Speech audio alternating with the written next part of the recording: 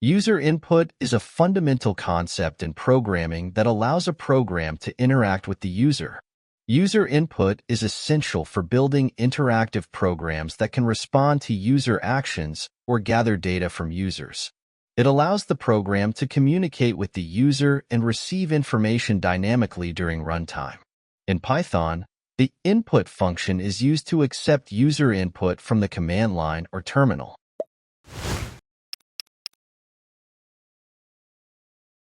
Interactivity. It allows users to participate in the program, making it more engaging and user-friendly. Dynamic behavior. Programs can adapt to different user inputs, creating a more versatile experience. Data collection. You can gather valuable data from users for further processing or analysis. Real-world applications. Many practical applications in Python, like games, surveys, or configuration tools, rely on user input. The basic syntax of the input function is variable equals input, prompt in parentheses. The input function gets text from the user and saves it in a variable. The prompt is an optional string that displays a message to the user, prompting them to enter input. If no prompt is provided, the function will wait for user input without displaying any message. Since the input argument is a string, the prompt must be in double quotes. When the program encounters an input statement, it pauses execution and waits for the user to enter data. Once the user presses enter, the program resumes execution and stores the input as a string in a variable. Let's revisit the IDE to see how to handle user input. Here's a simple example of reading from the user and then printing it out. Name equals input, open and close parentheses and inside double quotes, enter your name. Print hello plus name plus exclamation mark. We press the run button to execute the program. In the output, the prompt enter your name is displayed. The program waits for the user to enter input after it runs. Two things to note.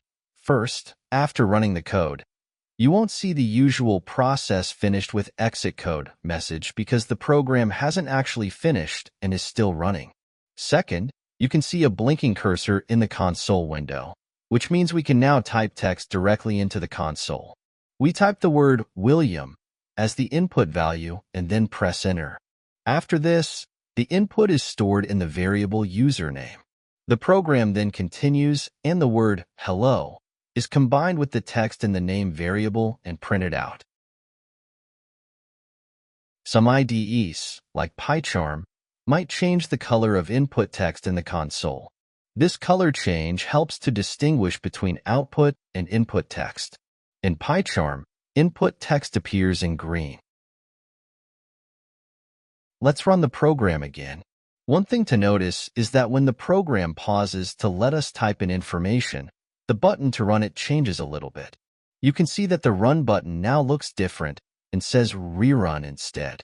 If we click that or press Shift F10, a message pops up saying that the program is already running and we can't run it in parallel.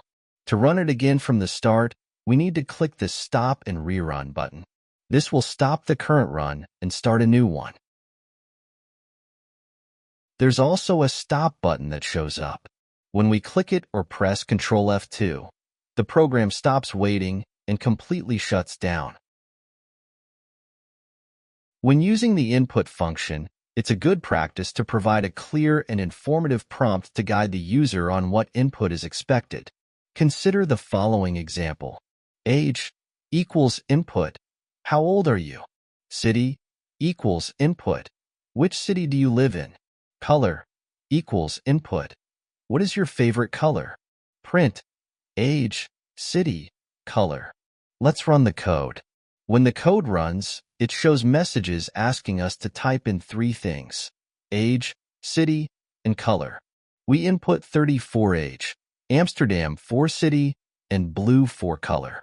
Then, it shows what you entered on the screen. It's important to note that the input function always returns the user's input as a string, regardless of the type of value entered. If you need to work with the input as a different data type, you'll need to convert it explicitly. We'll take a closer look at this when we discuss data type conversion. To wrap up, effective commenting is crucial for both your future self and other developers who might work with your code. Whether you're leaving notes, explaining complex logic, or marking sections of your code, comments ensure clarity and maintainability.